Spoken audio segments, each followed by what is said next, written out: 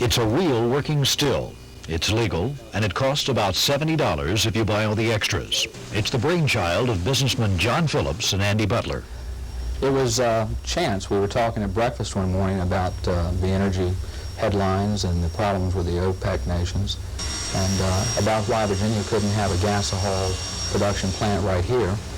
And I think John, my partner, said over breakfast that a great executive gift would be a miniature working model. And about the same time we did this. This basically is a still like was used in the old days during Prohibition to brew up a little brew, right? Well, our design is the classical reflux still. What's to keep the federal alcohol, tobacco, and firearms people from knocking on your door and say, hey, you know, I understand you got one of these things?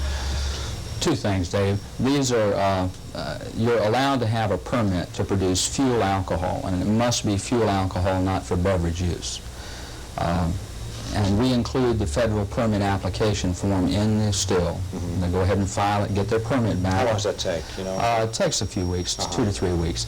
And they should do this before any alcohol at all is produced. This is strictly for fuel purposes, and they should get that permit before they run the still. You can use the brew to mix with gasoline and make gasohol, or you can run it straight in small engines, like lawnmowers.